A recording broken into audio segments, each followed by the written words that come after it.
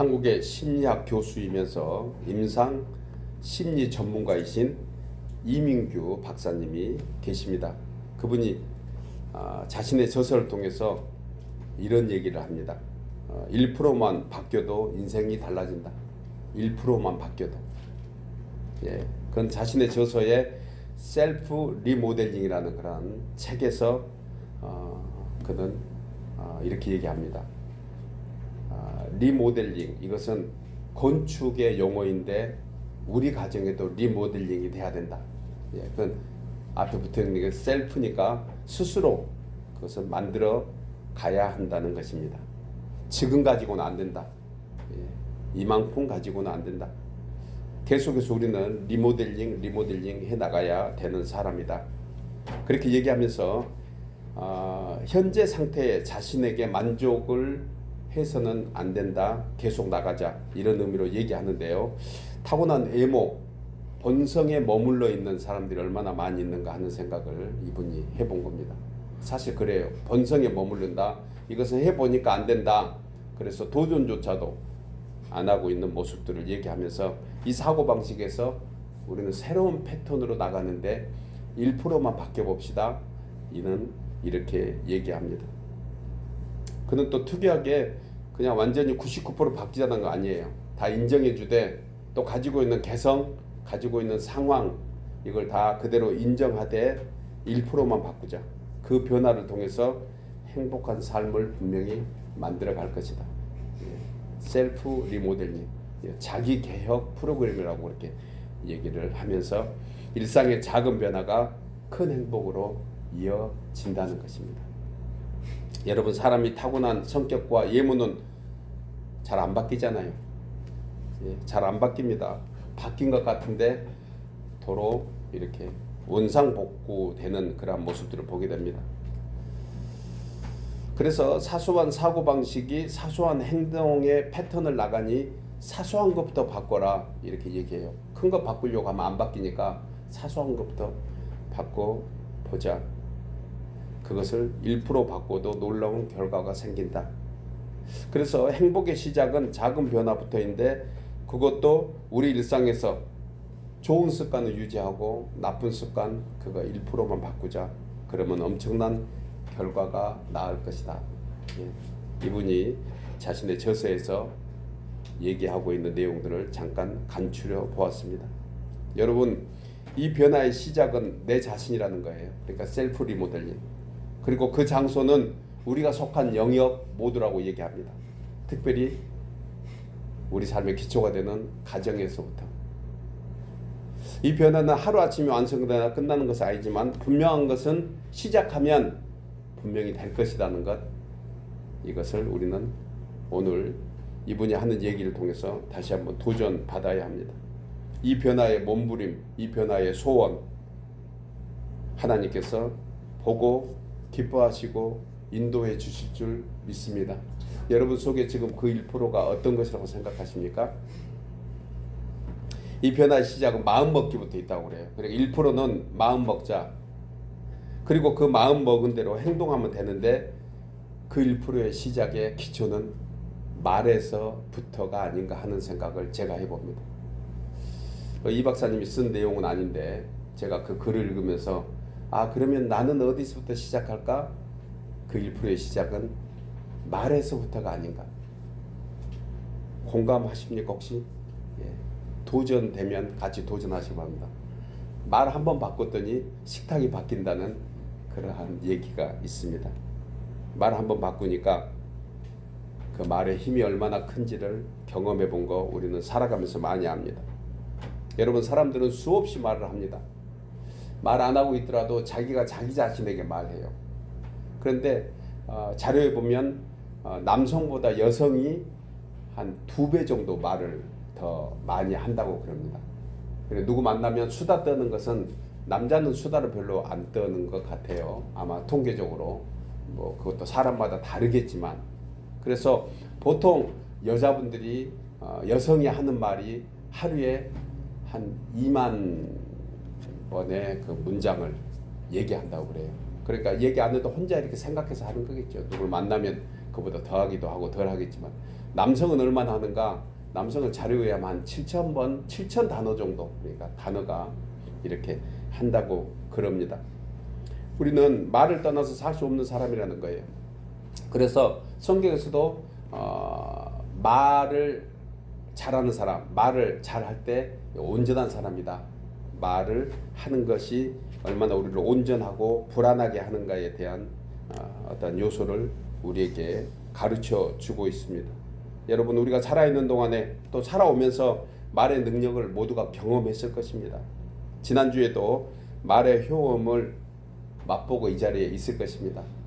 사소한 갈등들은 또 그 분위기가 바뀐 것, 또 그 좋은 것들, 은혜로웠던 행복한 삶은 말에서 온 것이 아닌가. 그렇죠? 말에서 왔을 것입니다. 우리 남편, 우리 아내는 말을 도통 안 한가요? 말을 안 한 것이 아니고 말을 참고 있을 수도 있으니 말을 걸어보세요. 혹시나 그러면. 솔로몬의 지혜서인 잠언 18장 20절에 보면 사람은 입에서 나오는 열매로 말미암아 배부르게 된다 했습니다. 곧 그의 입술에서 나오는 것으로 말미암아 만족하게 되느니라. 그러면서 먹고 사는 정도를 넘어서 죽고 사는 문제까지 말 속에 있다.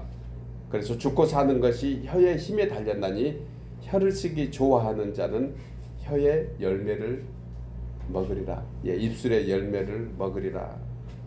여러분, 말을 흔히 씨로 비유합니다. 그래서 우리 속담에 말이 씨가 된다. 씨를 뿌리면 열매가 나는 것처럼 사람이 말을 하면 그 결과가 반드시 따라오게 됐다. 인생의 행복과 불행의 결과는 말이 기초가 됐을 것이다. 따라서 복된 말을 하면은요, 어떤 인생이 될까요?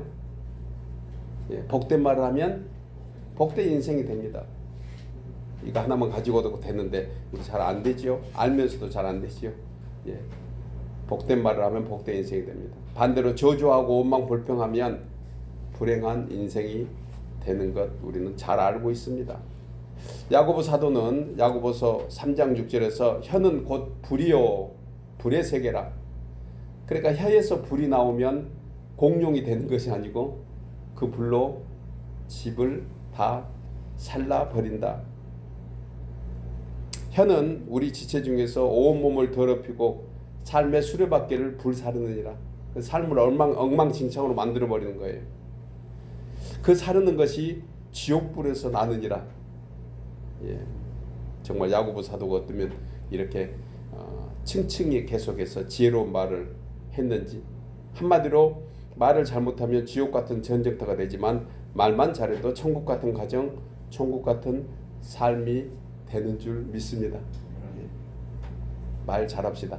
제가 언젠가 말 잘합시다 그런 얘기를 하면서 잘 들을 필요도 있겠다 그런 얘기를 나누었는데 좋은 말, 합당한 말, 그냥 진실한 말 합시다 그러는데 제가 좀 이렇게 세월이 지나면서 한 가지 바꿨어요. 립 서비스라도 혹시나 마음속에 있는 진실한 말 하면 좋겠지만 그렇지 않더라도 말 먼저 해놓고 진실하자 제가 바꾸었습니다. 나도 세상을 살다 보니까 어떻게 사람이 다 진실한 말만 하고 살아요. 진실한 말을 하고 사니까 제가 이렇게 된 거예요. 진실한 말보다 진실한 말 하고 나서 그 다음에 진실해지자고 바꾸고 싶어요. 말하면은 진실해질 수 있으니까. 제가 표현이 어려웠나요? 왜 표정들이 공감을 덜 하시는 것 같은데 여러분 말하고 나면 그대로 되는 것 같아요. 그러니까 되고 나서 말할 것이 아니고 하고 나니까 된다. 아멘이죠. 하고 나면 될 것입니다. 어느 인류학자는 이런 얘기해요. 사람이 총칼로 죽은 사람보다 말로 죽은 사람이 더 많대요. 모든 전쟁의 시작은요, 지도자들이 말 한마디 잘못해가지고, 그런데 말 한마디 잘못한 것도 있는데요, 잘못 들어서도 일어날 수 있다. 그리고 오늘날 모든 전쟁은 그렇게 시작되었다. 이런 역사학자들의 얘기를 우리는 잘 압니다. 여러분, 우리 인생은 말하는 대로 됩니다. 우리가 어떤 말을 구사하느냐, 그것은 그 사람의 인격입니다. 그러니까 인격이 돼서 말하지 말자는 거예요. 예, 인격이 돼서 말할 필요 없다. 그냥 인격을 위해서 말 잘하자, 이 얘기를 오늘 바꿔서 계속 얘기하고 있습니다. 예, 좋은 인격이 어떤 건지 우리는 너무 잘 압니다. 최소한 우리 함께 예배하는 여기에 계신 우리 성도님들은 너무너무 잘 압니다. 예, 진실한 말보다요, 진실한 말을 위해서 하는 말이 좋겠다. 예, 마음에 좀 안 들어도 그냥 해놓고 나니까 그 말로 인해서 진실해지는 것 우리는 보게 됩니다. 우리가 주변 사람에게 어떤 말을 하느냐, 우리가 살아가는 이 세상의 모습을 결정합니다. 부디 말씀 충만하시기 바랍니다. 좋은 말 합시다. 그래서 나도 살고 남도 살고 우리 가정도 살고 세상을 변화시키는 축복의 사람들 모두 되기를 다시 한번 소원합니다. 여러분, 과거는요 다 지나버렸어요. 예, 과거에 묻혀있는 것 가장 어리석다고 우리는 잘 알잖아요. 그러면 지금 내가 살아야 돼요. 지금이 중요하잖아요. 과거사 잊어버리고 지금부터 하나님이 원하시는 가정, 하나님이 원하시는 복된 인생 우리 만들어가는데 시작은 말에서부터다. 저는 지난 5월 맞이하면서 내 인생의 복과 또 가정을 축복하기를 바라는 마음에서 믿음의 가정 또 사랑의 돌봄이 우리 가정에 있기를 다시 한번 생각하면서 말씀을 준비했습니다. 정말 5월이 되면 특별히 제 마음속에 기도하는 제목이 우리 자손의 믿음의 가문 되게 해달라고 계속해서 기도하는데 아마 여러분들의 모든 기도 제목도 같을 것입니다. 지난 어린이 주일에 이어서 오늘 특별히 마더스데이 어버이 주일을 맞이하면서 본문 말씀을 통해서 행복한 가정 그리고 복된 삶을 위해서 본문에서 어떻게 말씀하는가, 다윗은 왜 복된 사람이라고 그렇게 스스로 알고 또 하나님께 영광을 돌렸는지 우리 본문을 통해 세 가지로 함께 은혜를 나누려고 합니다. 첫째로 행복한 가정, 복된 삶을 위해서는 여호와 하나님을 믿고 기뻐해야 합니다. 우리 나누어서 읽겠습니다. 행복한 가정, 복된 삶을 위해서는 여호와 하나님을 믿고 기뻐해야 합니다. 본문 3절에 여호와를 의뢰하고 선을 행하라. 땅에 머무는 동안 그의 성실을 먹을거리로 삼을지어다. 또 여호와를 기뻐하라. 그가 너의 마음의 소원을 너에게 이루어 주시리로다. 본문 3절에서 다윗은 주님을 믿는 가정이 행복된 것은 주의 성실하심이 있기 때문이라는 거예요. 여러분, 성경 신구약 성경에 큰 토픽 하나, 주님의 정체성, 주님이 어떤 분인가, 하나님은 누구신가 얘기하는 가장 큰 토픽이 뭐냐면 인자하심과 성실하심입니다. 공감하십니까? 인자하심과 성실하심. 루터는 이걸 깨닫고 나서 독일어로 인자하심과 성실하심을 얘기했는데 자비하심과 변함없으심을 얘기해요. 끊임없이 공급해 주시는 은혜. 그것이 주의 성실하심으로 먹을거리를 삼으라는 것입니다. 이 세상에 사는 동안, 이 땅에 머무는 동안 주님의 성실하심은 우리에게 계속 공급해 주고 계시는 것입니다. 그래서 본절에서 주의 성실하심을 먹을거리로 삼으라, 이 말씀에 대해서 주석가들이 다양하게 해석하고 있는데요. 총체적으로 정리해보면 주의 성실하심을 먹을거리로 삼으라는 것은 하나님에 대한 확신을 품고 그를 기뻐하는 그런 심령이 되라, 그를 기뻐하는 가정이 되라. 이것이 주의 성실하심과 주의 인자하심으로 사는 가정이다, 이것을 얘기합니다. 그러니까 주의 성실하심을 먹을 걸 삼으라 하는 것은 한마디로 주님을 믿고 기뻐하라는 얘기입니다. 그러면 하나님께서 보호해 주시고 합당한 양식으로 채워주시는 줄 믿습니다. 시편 127편 1절에서 이렇게 말씀합니다. 여호와께서 집을 세우지 아니하시면 세우는 자의 수고가 헛되며 여호와께서 성을 지키지 아니하시면 파수꾼의 깨어있음도 헛되도다. 너희가 일찍 일어나고 늦게 누우며 수고의 떡을 먹음이 헛되다고 얘기합니다. 그러니까 하나님이 안 계시는, 하나님이 빠져버리는 가정, 이것은 헛되다. 여러분, 이 말씀은 행복과 평안의 근원은 오직 하나님께로부터 나오는 줄 믿으시기 바랍니다. 아멘입니까? 이 말씀을 세상의 모든 부귀영화를 다 누려봤던 솔로몬이 한 얘기예요. 솔로몬을 통해서 진정한 행복과 삶의 가치는 오직 만복의 근원이신 하나님께로부터 나온다. 인생의 성공과 실패의 관건은 주님이 계셨느냐 계시지 않았느냐, 하나님이 함께 하셨느냐 그렇지 않느냐, 여기에 달려 있는 것입니다. 하나님 없이 잘 된 것이 저주인 것 아세요? 여러분, 하나님 없이 잘 되는 것 저주입니다. 그 잘됨의 기준이 뭐냐면 자기 욕망, 자기 욕심에서 나온 거거든요. 그렇잖아요. 우리는 잘 됐다. 우리 자녀들이 가끔 그 출가했을 때 아는 분이 물어봅니다. 옆에 안부하느라고 잘 사냐 못 사냐 그렇게 물어보잖아요. 누구누구 잘 살아? 그러면 잘 산다고 얘기하는 사람들 대부분 기준이요, 그냥 세상에서 넉넉하게 잘 산다는 의미로 얘기합니다. 믿음으로 잘 사느냐에 대하고 답을 하는 사람은 극히 소수인 것 같아요. 성도들 중에서도 걔들 얼마나 믿음으로 잘 살고 있는지 몰라요. 이렇게 답하는 분들도 그렇게 많지 않지만, 우리는 크리스찬 문화 속에서 가장 빠진 것이 믿음으로 산다, 하나님 중심으로 산다면서 하나님 없이 살 것 같아요. 대답조차도 그렇고 생각조차도 그렇고. 그러니까 주님이 얼마나 서운해 하시겠어요. 이제껏 다 보살펴 주셨는데.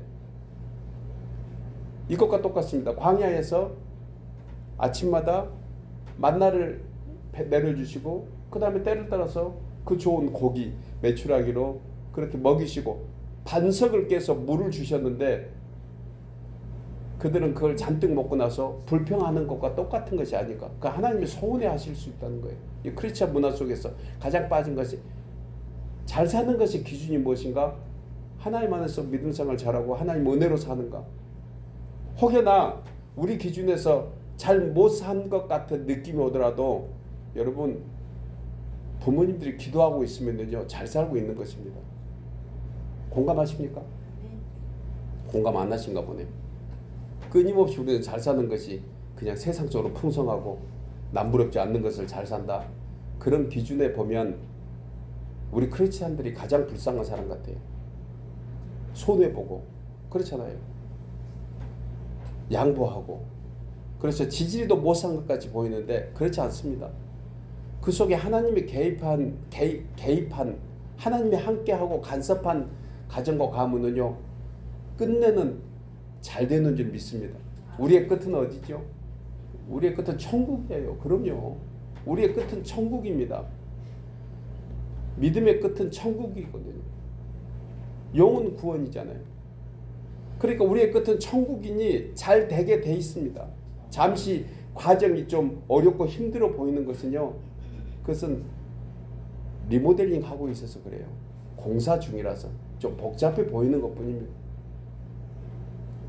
사랑하는 여러분, 우리는 자꾸 하나님 기준에서 벗어나려고 하는 그런 재성이 있는데, 우리는 다시 한번 오늘 시편 128을 통해서 여호와께서 집을 세우지 않으면 다 할 것이다. 여호와께서 성을 지키지 않으시면, 여호와께서 우리 가정을 지키지 않으시면, 그래서 혹여 우리 마음속에 주님 없이 살려고 하는 그런 욕망들이 생기면, 주님 저를 붙잡아 주세요. 우리 가정을 붙잡아 주세요. 우리 자녀들을 붙잡아 주세요. 그래 헛되지 않는 인생 될 줄 믿고 우리 그렇게 계속해서 주님을 초청하고 나가는 저와 여러분 되기를 주의 이름으로 축복합니다. 모든 부귀 영화는 주님 손에 달려있는 것입니다. 그리고 우리는 하나님을 믿고 기뻐해야 되는 것이, 여러분 우리 인생들이 늘 속고 또 속는 것이 있습니다. 구원은 자신의 노력으로 열심만 가지고 되는 것이 아닙니다. 모든 인생의 주관자 되시는 하나님께서 은혜를 베풀어 주셔야 하는 것입니다. 우리가 하루하루 열심을 다해서 살아야 합니다. 그러나 그것보다 하나님이 지켜주심을 믿고 하나님을 기뻐하며 하나님 안에서 풍성한 삶이 있는 것을 끝까지 믿고 나가야 하는 것입니다. 솔로몬의 고백처럼 모든 것이 헛되고 헛되니 결국 헛된 것으로 끝나지 않기 위해서는 하나님을 끝까지, 여러분 하나님의 성실하심 믿으십니까? 하나님은 우리가 생각하는 것보다 훨씬 더 우리를 잘 아시는 분이십니다. 그래서 우리에게 가장 좋은 것이 무엇인지 알고 있는 하나님이셔요. 본문 4절에서 다윗이 여호와를 기뻐하라는 것은 원문적 해석은 우리의 삶이 하나님에 의해서 결정되는 것을 알라, 이것이 여호와를 기뻐하라는 뜻입니다. 기뻐하는 것이 너무 막연하고 추상적일 수 있는데 우리의 삶이 하나님에 의해서 결정되는 것을 알라. 모든 행복은 하나님으로부터 나오는 것이 우리는 우리의 믿음을 통해서 알 수 있습니다. 하나님을 믿고 기뻐할 때 주께서 우리의 마음의 소원을 이루어 주시는 줄 믿으시기 바랍니다. 다윗은 시편 20편에서 여호와 하나님께서 우리에게 응답하시고 도와주시고 기억하심으로 4절에서 너의 마음의 소원대로 허락하시고 내 모든 계획을 이루어 주시기를 원한다고 했습니다.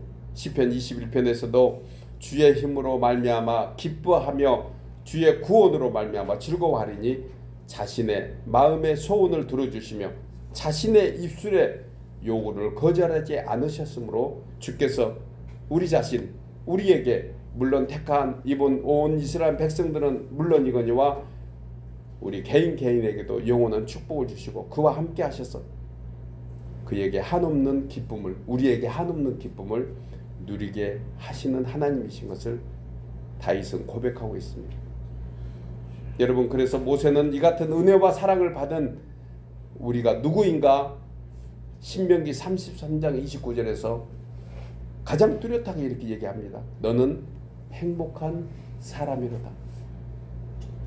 5월달에 우리는 이 말씀 붙잡으면 좋겠어요. 신명기 33장 29절 너는 행복한 사람이로다. 너같이 여호와의 구원을 얻은 백성이 누구냐 물으면서 주는 너를 돕는 방패시요 내 영광의 칼이시로다. 너의 대적이 내게 복종할지니 네가 그들의 높은 곳을 밟으리로다. 주님이 세워주신. 사랑하는 여러분, 이 복된 말씀 붙잡고 너는 행복한 사람이로다. 나는 행복한 사람이로다. 이 고백하면서 다시 한번 우리가 복된 사람으로 살아가는 우리 모두 되기를 소원하며 축복합니다. 두 번째로 행복한 가정, 복된 삶을 위해서는 여호와 하나님께 맡기고 의지해야 합니다. 우리 나눠서 읽겠습니다. 행복한 가정, 복된 삶을 위해서는 여호와 하나님께 맡기고 의지해야. 본문 5절 이하에서 내 길을 여호와께 맡기라. 그를 의지하면 그가 어떻게 하신다고요? 이루어 주시고 안 맡기면 없고 맡기면 이루어 주시고 내 의를 빛같이 나타내시며 내 공의를 정오에 빛같이 하시리로다. 이 말씀은 에브라함 링컨이 어려울 때마다 자기의 서재 책상에 이 말씀을 붙이고 표처럼 지낸 말씀이라고 그래요. 정오에 빛같이 하시리로다. 청청한 빛으로 우리의 육신이 쇠하고 약해질지라도 우리의 심령은 청청한 빛으로 인도하시는 주님. 어떤 대적이 우리를 힘들게 하고 어렵게 하더라도 어떤 문제들이 우리를 넘어뜨리려고 문제 삼을지라도 여호와 하나님을 의지하면 그가 우리를 청청한 정오의 빛같이 만들어 주신. 본절에서 다윗은 너의 길을 여호와께 맡기라고 했습니다. 여기서 맡기라는 것은 옮기다 이런 뜻을 가지고 있는데 이보다 더 깊은 뜻 하나가 있어요. 그 뜻은 위에서 아래로 굴려서 흘려내려 보내라 이 뜻이에요. 예, 조금 더 형용적으로 좀 의미가 더 가지 않나요? 그냥 옮겨라, 맡겨라, 이것은 내 짐을 그냥 주님께 맡겨라 이런 의미도 옮기라는 뜻도 있지만 위에서 아래로 그냥 굴려 보내래요. 베드로 사도는 이 의미를 베드로전서 5장 7절에서 너희 염려를 다 주께 맡기라. 이는 그가 너희를 돌보심이라고 했는데 현대어 성경으로 해석하면 너의 염려거리를 하나님의 손에 던져버린 다음 너는 안심하고 온전하게 지내. 이렇게 말씀합니다. 던져버리래요. 또한 너의 길이라고 했는데 너의 길은 삶의 모든 영역뿐만이 아니고 그 여정에 영향을 미칠 수 있는 모든 어떤 계획조차도 그리고 그 행동의 결과까지도 주께 맡기라는 거예요. 기도했는데 내 생각대로 안 될 때가 있잖아요. 우리의 생각대로. 지금도 우리는 기도의 제목이 얼마나 많습니까?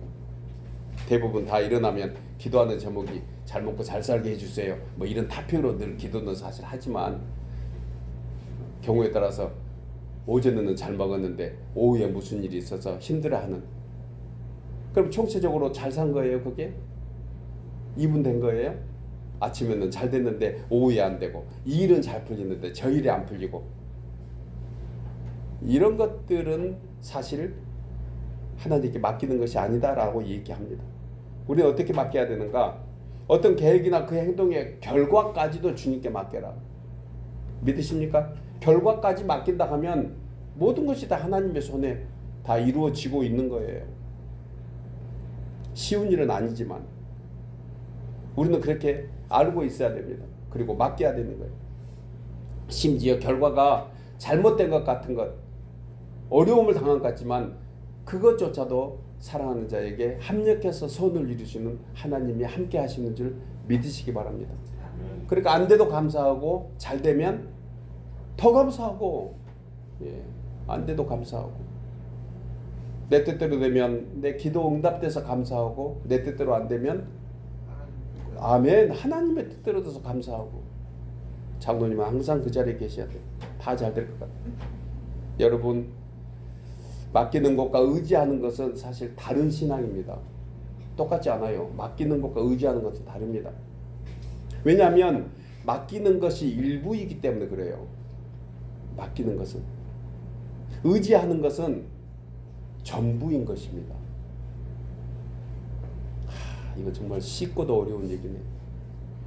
무슨 말입니까? 성도들 우리가 세상 살아가면서요, 수없는 일 당하잖아요. 지금도 문제거리 다 가지고 오셨을 겁니다.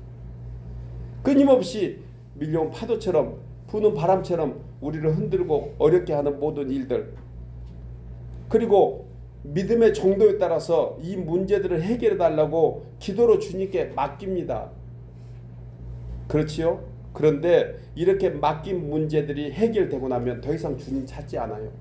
그리고 맡긴 문제가 내 뜻대로 되지 않으면 하나님 없다고 하는 사람들이 태반입니다.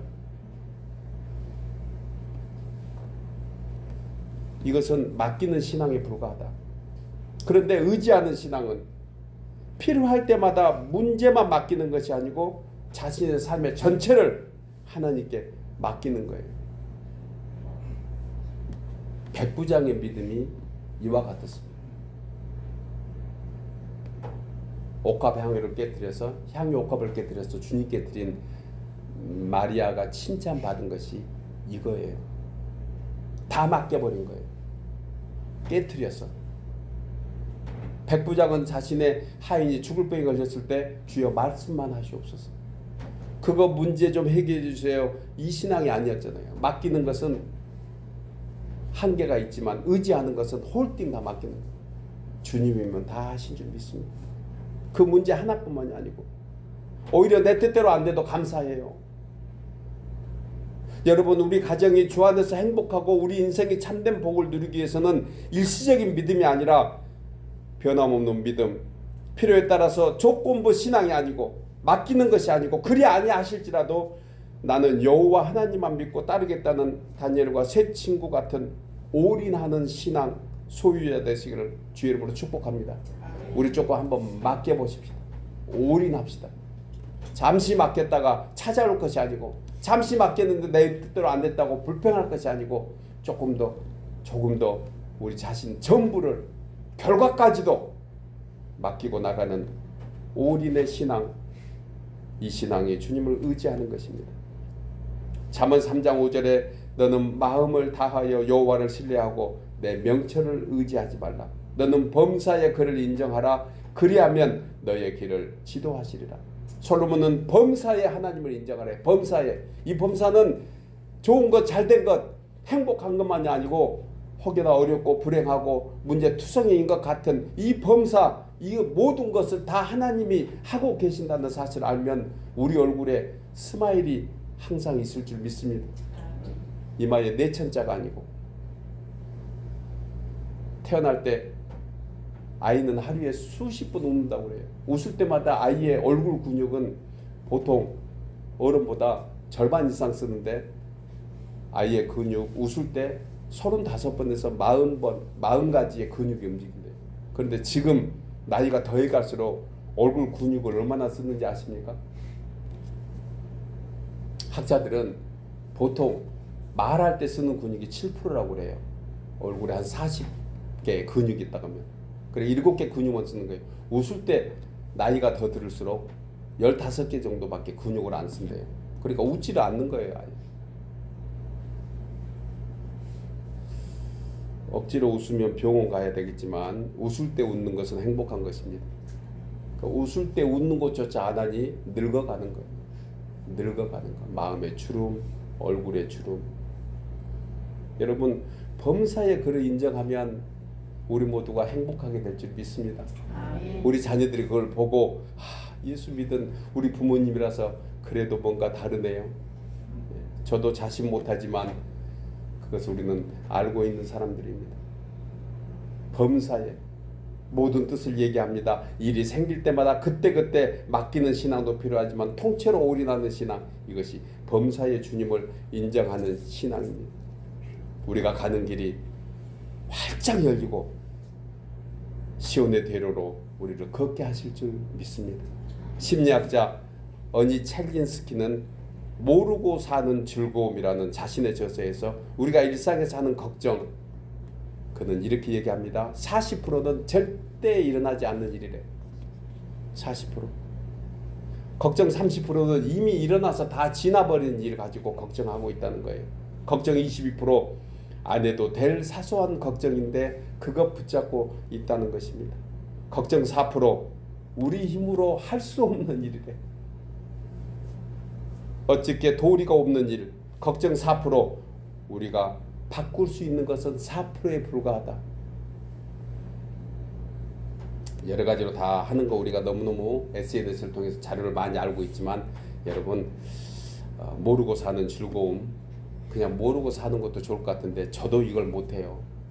여러분들의 아픔, 힘든 거 그것을 이 목사가 전부 끌고 앉아서 지난주에 어떤 분이 상담을 왔는데 제가 제 스스로 고백했습니다. 뭐라고 고백한지 아세요?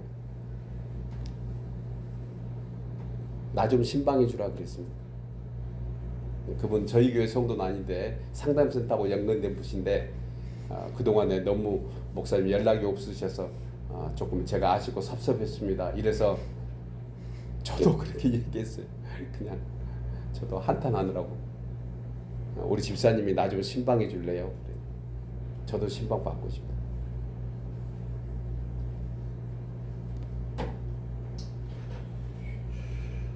여러분들이 저 좀 신방해 주세요. 아멘 하신 분이 복될 줄 믿습니다. 그냥 그래도 제가 끊임없이 섬깁니다. 제가 신방해 드릴 거예요. 여러분 그럼에도 불구하고 인생들은 불확실한 미래에 대해서 불안하고 걱정합니다. 사실 생각해보면 저나 여러분이나 이 리서치, 이 자료에 자유하지는 못하지만 우리는 분명히 압니다. 우리의 목자 되신 주님, 푸른 초장과 실만한 물가로 인도하시는 주님. 이른 아침에 어떤 양은 왜 깨워요? 목자 왜 깨워요? 나 좀 쉬고 싶은데 그래도 목자는 그를 깨웁니다. 때로는 우리가 이미 먹었던 그런 초장이 지날 때 거기는 먼지 나는 마른 땅일 수도 있어요. 왜 이곳으로 인도해요? 야, 좀 기다려. 너 어제 먹어서 여기는 마른 땅 됐잖아. 좀 지나면 푸른 초장 될 거야. 물이 어디 있어요? 주님이 다 반석을 열어서라도 너희 먹일 거야. 나는 선한 목자야. 이 목자를 따르는 우리 성도들 되기를 주 이름으로 축복합니다. 주님은 그렇게 인도해 주고 계세요. 사도 바울은 빌립보서 4장 6절에서 아무것도 염려하지 말고 오직 모든 일에 기도와 간구로 너희 구할 것을 감사함으로 하나님께 아뢰라. 그리하면 모든 지각에 뛰어난 하나님의 평강이 그리스도 예수 안에서 너희 마음과 생각을 지키시리라. 사랑하는 여러분, 공중의 새가 우리 머리 위에 나는 것을 우리가 어떻게 하겠습니까? 잡아 죽이겠어요? 소리 질러서 야, 새 새끼 너 그걸 나르면 안 돼. 가끔 제 아내가 타고 온 차, 저도 그렇지만은 나무 그늘에 대다가 새똥 잔뜩, 그렇다고 열받아서 그 새 잡으러 가겠어요? 아니에요. 공중의 새를 우리가 어떻게 할 수 없습니다. 그런데 그 새가 내 머리 위에 둥지 트는 것을 우리가 할 수 있다는 거예요. 염려 걱정거리 나는 거 어떻게 하겠어요? 그런데 그것을 붙잡고 내가 소갈이 하고 있는 것은 내 소관이다, 그 얘기예요. 공감하십니까? 여러분, 우리가 막을 수 없는 일이 있지만 우리가 우리 힘으로 할 수 있는 거 있습니다. 모든 거 다 주님이 하신다고 믿고 의지하면 하나님이 가장 좋은 곳으로 우리에게 베풀어 주실 줄 믿습니다. 아멘. 세 번째로, 마지막 세 번째로, 행복한 가정, 복된 삶을 위해서는 하나님 앞에서 잠잠하고 참고 기다려야 됩니다. 우리 나누어서 읽겠습니다. 행복한 가정, 복된 삶을 위해서는 하나님 앞에 잠잠하고 참고 기다려. 본문 7절 이하에서 이 말씀을 합니다. 여호와 앞에 잠잠하고 참고 기다리라. 자기 길이 형통하며 악한 꾀를 이루는 자 때문에 불평하지 말지어다. 분을 그치고 노를 버리고 불평하지 말라. 오히려 악을 만들 뿐이라. 이 말은 다윗이 분명히 대적자가 있을 때 이 고백을 했습니다. 그런데 저것은 지금 저는 이것을 의미적으로 이 악한 꾀, 그 다음에 자기 길이 형통하지 않는 것, 이런 것, 이것을 저는 문제로 생각하고 싶어요. 우리 자녀들하고 관계에서 문제, 고쳐도 고칠 수 없는 남편의 문제. 여러분, 남편 고치는 아내 봤습니까? 아내 고치는 남편 봤어요? 포기하셨어요?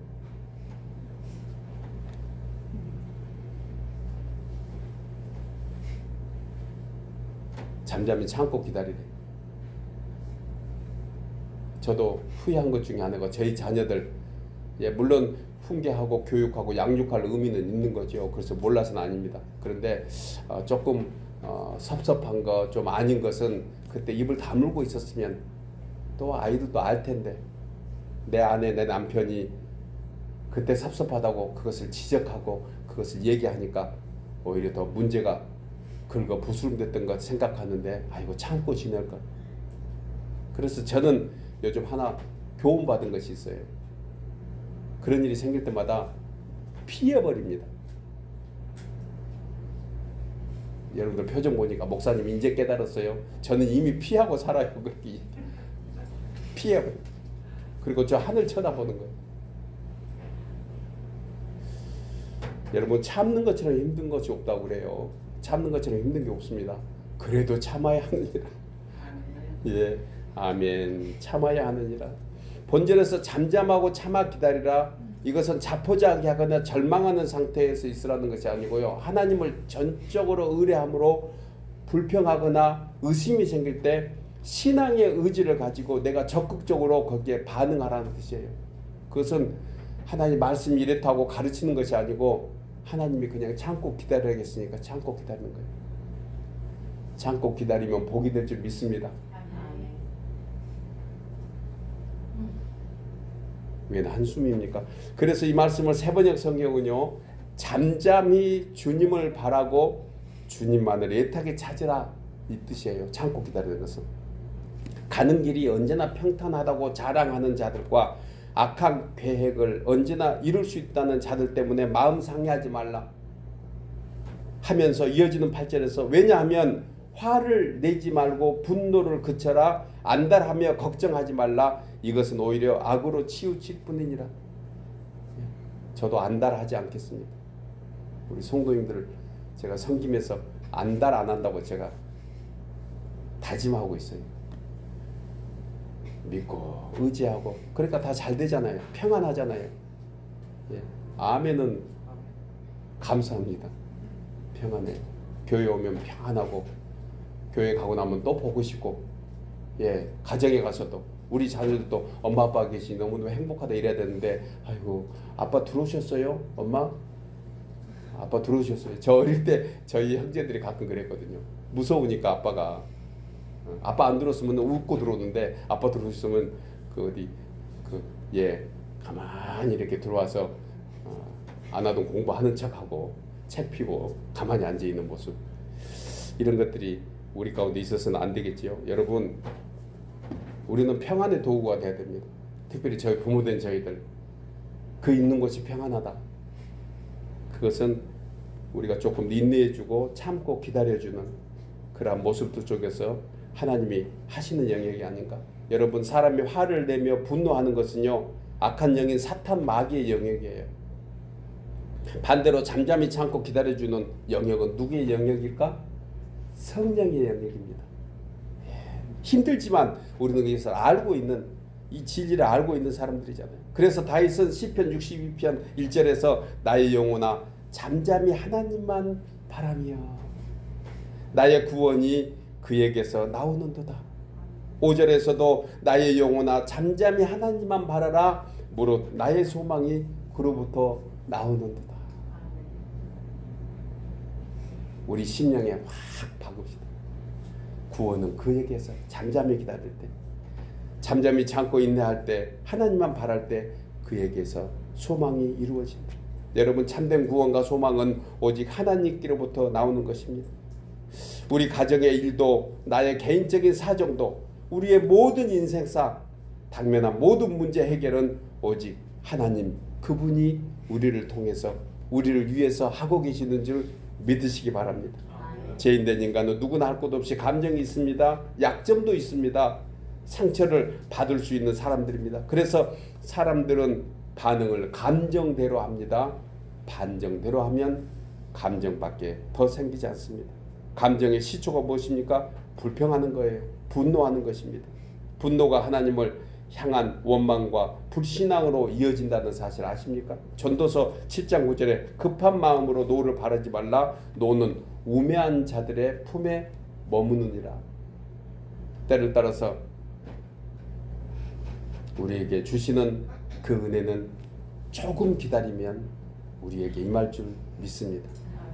따라서 행복과 감사로 충만할 우리의 가정이 급한 마음에 한마디 말로 분노하고 화를 내는 경우 우리의 결과는 너무 뻔합니다. 우리는 거기에 대해서 여호와 하나님을 잠잠히 바라보듯 그 믿음으로 참고 기다립시다. 힘들지만 여러분, 참으리자 3번이면 살인을 면한다고 한 것 우리 잘 압니다. 분노가 치밀어 오를 때 잠시 숨을 몰아쉬고 한 템포를 늦추고 그 자리 피해버리십시다. 선하신 하나님께 소망을 두는 것입니다. 하나님 앞에서 잠잠한 것입니다. 아니, 오히려 감사하게 되면 기적같은 평강이 임할 것입니다. 살다 보면 내 앞에 닥친 억울한 일, 황당한 일을 우리는 견디기 힘들 때도 있지만 그때 십자가 생각합시다. 주님의 십자가, 묵묵히 뭐 대꾸도 안 하시고 묵묵히 감당한 십자가, 이것이 우리에게 주시는 축복이 아니겠습니까? 그분은 우리를 위해서 묵묵히 감당하셨습니다. 여러분, 우리의 가정은 물론 일터는 우리의 작은 천국이 되어야 합니다. 하나님을 가장으로 모시는 가정, 주님을 주인으로 모시는 일터, 분명한 천국이 임할 줄 믿습니다. 사랑하는 여러분, 하나님은 우리의 구원이시며 우리 가정의 가장이십니다. 우리 가정의 소망이십니다. 내 심령의 평강이십니다. 가정의 달 5월을 보내면서 선하신 주님의 은혜를 사모하며 여호와 하나님을 기뻐하며 감사함으로 찬송의 메아리가 우리 심령에서부터 우리 가정에, 우리 일터에, 우리 교회에 넘쳐 흘러나기를 주의 이름으로 축복합니다. 아멘.